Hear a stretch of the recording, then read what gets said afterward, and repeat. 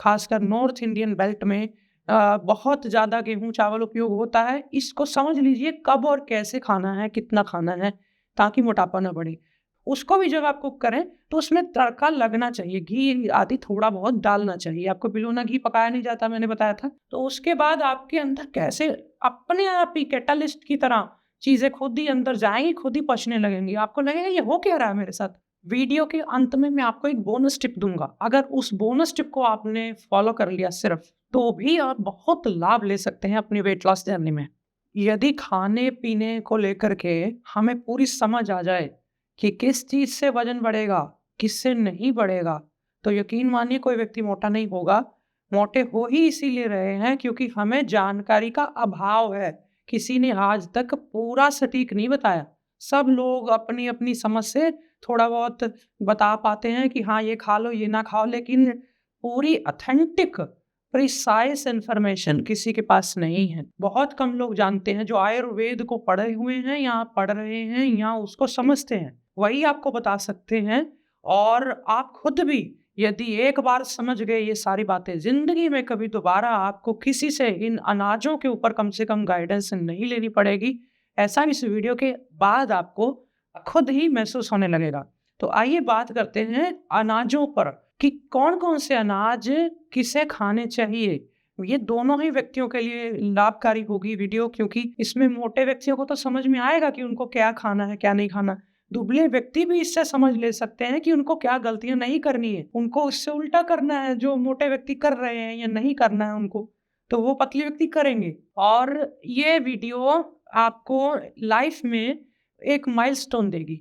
तो मैं नित्यानंदम श्री आज आपके सामने ये रखता हूँ जानकारी। सबसे पहली जो चीज़ है वो है गेहूँ और चावल, जो कि बहुत ज़्यादा उपयोग होते हैं। खासकर नॉर्थ इंडियन बेल्ट में बहुत ज़्यादा गेहूँ चावल उपयोग होता है। इसको समझ लीजिए कब और कैसे खाना है, कितना खाना है, ताकि मोटापा ना बढ़े। गेहूँ और चावल दोनों ही बहुत ज़्यादा बलवर्धक भी हैं, पुष्टिकारक भी हैं, वीर्यवर्धक भी हैं। तो जिनको कंसीव करना है या पुरुषों को जिनको संतान अभी चाहिए, उन सबको तो इससे बिल्कुल भी परहेज़ नहीं करना चाहिए, खाते रहना चाहिए बीच-बीच में। लेकिन जो लोग इससे बाहर निकल चुके हैं, इस फ़ेज़ से ग्रस्त धर्म में आगे बढ़ चुके हैं, अब वो एक नॉर्मल सेटल लाइफ़ जीना चाहते हैं और जिनकी बैठक ज़्यादा है, उनको इनका प्रयोग अपनी डाइट में 25% से अधिक नहीं करना चाहिए, दोनों को मिला कर के। बाकी सब अनाजों को भी मौका दें। ये चीज़ ध्यान रहे। अब मैं बताता हूँ गेहूँ कैसे खाएँ। पहली शर्त, अगर आपको वेट बढ़ने नहीं देना है, तो कोशिश करें पुराना अनाज, गेहूँ और चावल दोनों ही पुराना अनाज ढूँढ कर लाएँ, पुराने सीज़न का, एज्ड बोलते हैं जिसको। ध्यान दें, आटा पीस करके 1-2 महीने के अंदर या 1 महीने के अंदर उपयोग कर लेना होता है। लेकिन यहाँ सिर्फ़ बात चल रही है अनाज की। अगर ये पॉसिबल है तो ज़रूर करें। और इसके बाद आती है बारी कि अगर गेहूँ की रोटी खानी है तो खुश्क खाइए। मोटे व्यक्तियों के लिए बोल रहा हूँ मैं, पतले से उल्टा करेंगे। तो खुश्क लीजिए गेहूँ की रोटी। लेकिन यदि आप जौ की रोटी लेते हैं, तो इस जौ की रोटी को चुपड़ के लीजिएगा, क्योंकि वो थोड़ा खुश्क रहता है पहले से ही जौ, और उससे गैस बन सकती है, वायु विकार हो सकते हैं। तो उसको चुपड़ के हल्का-हल्का, मैं नहीं कहता बहुत घी से तर कर लो, लेकिन हल्का-हल्का चुपड़ते रहना जौ की रोटी। यहाँ तक कि जब आप दलिया बनाएँ, रोटी से अगर बच सके तो बहुत ही अच्छा मोटे व्यक्तियों के लिए, क्योंकि उसमें वो गेहूँ का दलिया लेंगे, कभी सब्जियाँ डाल के, आधी तो उसमें सब्जियाँ आ जाएँगी। थोड़ा बहुत उसमें आप जो भी सीज़नल वेजिटेबल्स हैं सारी ऐड करिए, और दूसरी तरफ जौ का दलिया भी इसी तरह बनता है। तो जौ के दलिए में घी थोड़ा डालना ज़रूरी है, या कोई भी तेल तिल का हो जाए, वो हल्का-सा उसको जब तड़का देना है या कुछ तो डालना चाहिए उसमें।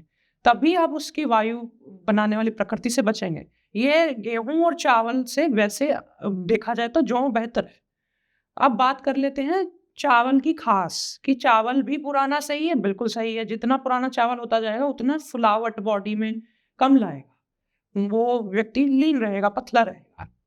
और जो मोटा होना चाहते हैं वो नया चावल खाएँ, कोई दिक्कत नहीं है। थोड़ा चिपचिपा बनता है वो, उसमें मांड ज़्यादा रहती है। धीरे-धीरे समय के साथ जैसे-जैसे वो ग्लाइसेमिक इंडेक्स उसका घटता जाता है, या यूँ कहें कि उसके मॉलिक्यूल्स टूटते हैं, धीरे-धीरे एज होता है, तो उसमें स्टार्च की मात्रा उसमें कम होती जाती है। ये है कारण। पर आप चावल की मांड उतार कर ले सकते हैं कि नहीं? ये सवाल का उत्तर है, ले सकते हैं। मोटे व्यक्ति चावल की मांड उतार दें, लेकिन फिर ध्यान रहे कि वो नीचे कुछ बचा नहीं खास ज़्यादा। आप कहेंगे जी मैं तो उसको उतार-उतार के खाता हूँ, तो एक समय के बाद वो ताकत तो बिल्कुल नहीं देगा, वीर्य तो नहीं ज़्यादा बढ़ा पाएगा, लेकिन आपको बहुत लाभ भी नहीं वो करेगा। उल्टा पाचन शक्ति मंद कर देगा, अफारा-सा, कुछ हासिल नहीं हुआ शरीर को, खोखला-सा, शरीर में दम नहीं, जान नहीं। तो उसको कभी-कभी के लिए ऐसा कर सकते हैं, मांड उतरा हुआ, लेकिन वैसे आप चावल एज खाएँ या कम खाएँ। चावल में भी 1-2 वैरायटी आती है, एक छोटा खिचड़ी वाला चावल होता है जो बासमती नहीं होता, पॉलिश्ड नहीं होता और बहुत जो चावल छोटे-छोटे जो होते हैं या चावल की भी कई किस्में हैं। एक फसल है जो 60 दिन में तैयार हो जाती है चावल की। एक फसल है जो 90 दिन में तैयार हो जाती है। एक 110 दिन में तैयार होती है चावल की फसल। कई-कई चावल की फसलें 150 दिन में तैयार होती हैं। तो वो जितना देर चावल की फसल को उगाने में लगा, उतना ही वो भारी होता जाएगा पचने में। तो आप कोशिश करें 60 से 90 दिन के अंदर वाले जो चावल हैं, वो फसलें आप चुनें, पढ़ें, देखें, समझें, उसके बाद वो उपयोग करें। आप जल्दी मोटे नहीं होंगे उससे, वो ठीक रहेंगे, वो जल्दी पच भी जाते हैं, जिनकी पाचन शक्ति कमज़ोर है, उनके लिए भी अच्छा है। चावल में एक चीज़ और ध्यान दें कि जिनको कफ-जुकाम होता है उसमें या जिनको बहुत मोटापा है, उसमें वो खड़े मसाले, चाहे वो दालचीनी हो या थोड़े बहुत लौंग हो या मोटी इलायची हो, 2-4 तरह के मसाले डाल के फिर ही पकाएँ। फिर आप देखेंगे कि वो ज़्यादा मोटापा नहीं ला पा रहा। चावल और रोटी एक साथ नहीं खानी है, या रोटी या चावल दोनों एक साथ खाते हैं तो दोनों की स्पेस बॉडी में अलग-अलग होती है। एक तो मोटे पत्थर, जैसे किसी आप जार में मोटे पत्थर डाल देते हैं, ऊपर से आप थोड़े कंकड़ डाल देते हैं, तो कंकड़ भी अपनी जगह बना लेते हैं, फिर रेत डाल देते हैं, तो रेत भी अपनी जगह बना लेती है। ठीक उसी तरह जब आप पहले रोटी खा लेते हैं, फिर उसके बाद चावल खाना चाहते हो, तो चावल भी पेट में जगह बना लेते हैं अपने, तो आपको पता नहीं चलता, डबल कैलोरी हो जाती है। तो वो ना करें, एक चीज़ पे ध्यान दें, एक मील में, तो आप मोटे नहीं होंगे। चावल की कई किस्में हैं, जैसे कोदो है, कंगनी है, ये मिलेट है, 2 तरह के हैं, इसको भी चावल बोलते हैं, छोटा चावल, कोदो और कंगनी। ये बहुत अच्छे हैं मोटापे के लिए, पर ध्यान रहे दोनों ही ज़्यादा मात्रा में अगर कंज़्यूम होने लग जाएँ तो व्यक्ति को बहुत पतला भी कर देते हैं, जो कि अच्छी बात है मोटे व्यक्तियों के लिए, लेकिन वीर्य बल घटा देते हैं, शुक्र की मात्रा को कम कर देते हैं। तो उससे थकान और थोड़ी बहुत उत्साहहीनता, या किसी-किसी को वीर्य बल कमज़ोर है तो वो अपने आप में कमज़ोरी महसूस कर सकता है। तो इसलिए इन दोनों अनाज, कोदो और कंगनी, यहाँ तक कि कुटकी भी, एक मिलेट आता है, कुटकी बोलते हैं उसको भी जब आप कुक करें तो उसमें तड़का लगना चाहिए, घी आदि थोड़ा बहुत डालना चाहिए। आपको बिलोना घी पकाया नहीं जाता, मैंने बताया था, तो ऊपर से लास्ट में आधा चम्मच डाल दें तो कोई बड़ी बात नहीं है। जहाँ एक तरफ व्यक्ति खाने पे आए तो फ्राइड की कितनी चीज़ें खा जाता है, तो वहाँ पे वो आधे चम्मच से आप ये ना डरे कि ये तो मोटा कर देगा, नहीं, वहाँ उसकी प्रकृति को बैलेंस करेगा वो। समा राइस बहुत अच्छे होते हैं, समा, जिसको सावा बोल देते हैं, स्वांक बोल देते हैं कई-कई इलाकों में, भागर बोल देते हैं। ये अपने आप उगने वाला चावल है, हालाँकि आजकल इसकी भी खेती होने लगी है, लेकिन ये वैसे प्रकृति में अपने आप उगता है, बिना पानी के, बहुत कम पानी में, तो इसकी तासीर ठंडी नहीं होती, गर्म होती। तो कफ जुकाम वालों के लिए भी सेफ हो गया, और ये थोड़ा मिठास में भी कम होता है, दूसरे चावल से तो काफ़ी कम होता है, और एक कसैला भी होता है। तो ये दोनों टेस्ट इसके होने की वजह से इसमें ये मोटापा नहीं लाता। तो इसको जितना मर्ज़ी खाएँ, रात को भी ले सकते हैं, खिचड़ी में भी उपयोग कर सकते हैं। और ये सारे चावल आप अगर समझ गए कि मुझे कब कितना खाना है, तो आप यकीन मानिए कि आप बदल-बदल कर एक-एक अनाज को, सबको समय दे रहे हैं। सुबह कुछ लिया, दोपहर को कुछ लिया, रात को फिर कुछ ले लिया। एक दिन अगर सुबह राइस का कोई एक ऑप्शन लिया है, तो बीच में एक जौ का रख लीजिए दोपहर को। जौ रात को मत लीजिए क्योंकि ठंडा रहता है। तो फिर रात के समय क्या लें? रात के समय बेसन की बनी हुई कढ़ी ले सकते हैं, कोई समा के राइस ले सकते हैं, थोड़ा बहुत सूप ले सकते हैं, खिचड़ी ले सकते हैं। खिचड़ी में वही छोटा चावल जो आम होता है, वो मोटापे वाले व्यक्तियों को मना नहीं होता, क्योंकि इसमें हम आधा चावल रखते हैं, आधी मूँग की दाल रखते हैं, तो प्रोटीन भी मिलता है, सिर्फ़ कार्ब्स पे जोर नहीं रहता, तो अच्छा है। तो इस तरह से आपको मैंने चावल के अलग-अलग प्रकार और गेहूँ, जौ के बारे में बताया। फिर बात कर लेते हैं मक्की। मक्की मोटापे वाले व्यक्ति खा सकते हैं, खुश्क होती है, लिमिट में खाइए, कोई दिक्कत नहीं है। और ज्वारी भी खुश्क होती है लेकिन ठंडी होती है, ये भी जैसे मक्की ठंडी है, ये भी ठंडी, दोनों की लगभग तासीर सेम है। लेकिन आप ये ना सोचें कि आप ठंडी चीज़ मैं खाऊँगा ही नहीं, मैं तो गरम खाऊँगा या सर्दी है तो, ऐसा कुछ नहीं है। ठंडी गरम बैलेंस करके चीज़ें खाई जाती हैं।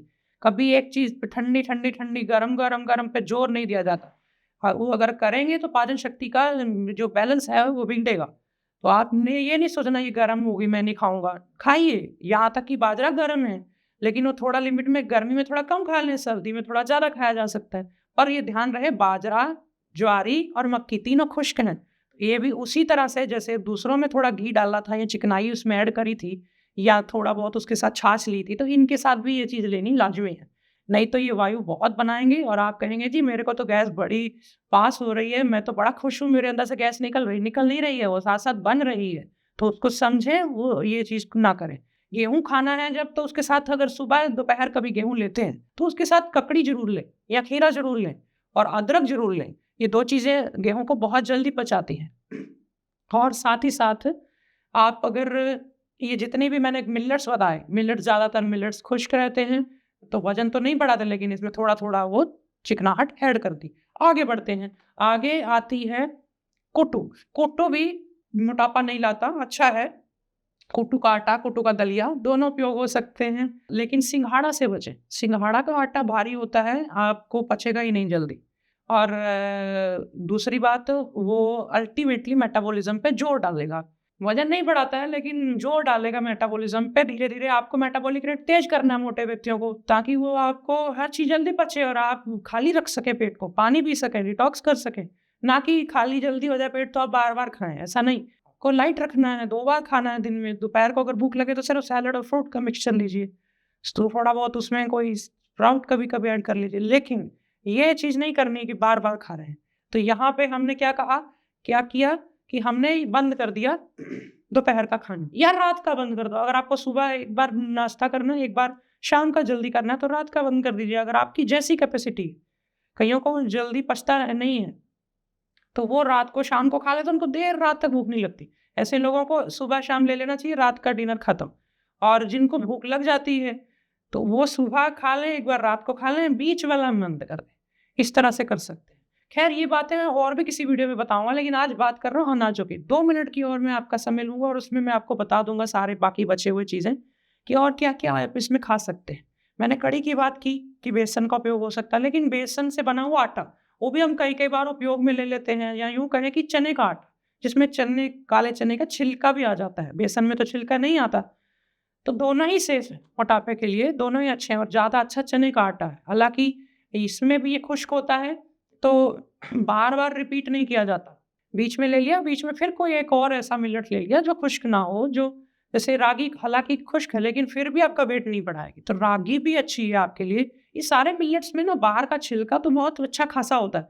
अंदर का जो पार्ट है, जिसको आप कह सकते हैं कि जिसमें स्टार्च होता है, वो बहुत कम होता है इन ग्रेन्स में और मिनरल्स बहुत हाई होते हैं। तो ऐसे में ये आपको आलस नहीं देते, आपको उसमें जो फैट जो निचोड़ नहीं होती। गेहूँ के आटे में काफ़ी ज़्यादा मात्रा में जो मैदा का जो अंश होता है, मैदा गेहूँ से तो निकलता है, तो वो अलग कर लेते हैं, वो अलग बात है, फाइबर हटा के वो अलग-अलग चिकना-चिकना, वो चिकना पार्ट बाकी अनाजों में कम होता है। तो मैं मैदे की बात अगर करी है तो बता दूँ कि मैदा से हमेशा बचें। इतनी बातें अगर कोई अनाज के मामले में समझ आता है और उसको बदल-बदल कर खाता है, तो मैं मानता हूँ कि वो मोटा नहीं हो सकता। अगर आपने समझ लिया कि मैं 25% ही गेहूँ और चावल रखूँगा अपनी डाइट में, 75 अब मुझे यही मिलेट्स बार-बार रिपीट करने हैं, या सब यूँ कहूँ कि सबको ही इक्वल समय देना है। तो फिर उसमें गेहूँ और चावल को तो ज़ाहिर-सी बात है, उतना ही कम समय मिलेगा, बाकियों को जितना ही मिलेगा, तो वो आप कभी मोटे नहीं होंगे। और अगर हैं, तो थोड़ा धीरज रखना, कुछ चीज़ें होती हैं जो आपने एकदम से नहीं गेन करी। आप मोटे यूँ ही नहीं हो गए। कई साल तक आपने एक लापरवाही दिखाई, आपको जो चीज़ें आपने अननोइंगली करी, तो वो धीरे-धीरे आप मोटे हुए ना, एकदम से तो हुए नहीं कि रात को सोए थे, सुबह पतले हुए, मोटे हो गए। ऐसे ही आप जल्दी पतले भी नहीं होने वाले। ये थोड़ा धीरे-धीरे काम करती है, लेकिन ये लॉन्ग टर्म में अल्टीमेट सॉल्यूशन है कि हाँ, आपने समझ लिया कि मुझे कौन-सा अनाज कब खाना है। बाहर जाते हैं, कहीं आपको कुछ नहीं मिलता खाने को, तो आप कोई साउथ इंडियन चीज़ें चुन लें। आप डोसा ले सकते हैं, उत्पम ले सकते हैं, इडली ले सकते हैं। इससे आप भला हालाँकि वो चीज़ें हैं, उसमें चावल ही डला है, लेकिन आप इतने ज़्यादा नहीं फँसेंगे जितना आप डायरेक्ट चावल खाते हैं। गेहूँ के साथ मैं बता दूँ, आलू मिक्स ना करें, और चावल के साथ फिर भी आलू कभी-कभी मिक्स हो सकता है। ये मैंने इसमें इसलिए बता दिया कि कई बार लोग कह रहे हैं हम तो यही खाते हैं लेकिन फिर भी मोटे हो रहे हैं, फिर भी फूल रहे हैं। तो वो आपको बस इनके कॉम्बिनेशन समझने हैं। अगली वीडियोज़ में मैं 1-2 वीडियोज़ में लाऊँगा कि कैसे आप, हमारे आयुर्वेद में कुछ पद्धतियाँ हैं जिसमें बोला जाता है कि ये वाला अनाज खाओ तो उससे ये चीज़ खा लो। वो अगर आपको समझ में आ गया ना, तो उसके बाद आपके अंदर कैसे अपने आप ही कैटालिस्ट की तरह चीज़ें खुद ही अंदर जाएँगी, खुद ही पचने लगेंगी। आपको लगेगा ये हो क्या रहा है मेरे साथ? आप दरअसल कई बार जाने-अनजाने में उल्टी चीज़ें खा लेते हैं रिवर्स, जिससे क्या होता है डाइजेशन स्लो हो जाती है और स्लो डाइजेशन में और ज़्यादा ग्लाइकोजन बॉडी में स्टोर होता है लिवर में। ये फिर धीरे-धीरे बॉडी में फैट्स की फॉर्म में। उससे बचने के लिए हमें एक चीज़ खाने के बाद उसकी पूरक चीज़ खानी है, ना कि विरुद्ध। तो ये मैं अगली वीडियो में बताऊँगा, बने रहिए मेरे साथ। वो बोनस टिप ये है कि आप अगर बिस्किट्स, ब्रेड्स, रस्क या आते-जाते कोई हेल्दी स्नैक पे बार-बार मंचिंग करते, तो ये बार-बार मंचिंग करना बंद कर दें। आप वैसे तो ब्रेड, बिस्किट्स और ये सब लेने ही नहीं, लेकिन मंचिंग तो बिल्कुल भी बंद कर दें। अगर आप मंचिंग बंद कर देंगे, तो आप देखेंगे कुछ ही महीनों में आपके चेहरे की चमक बढ़ जाएगी और आपका वज़न अपने आप ही कम होने लग जाएगा।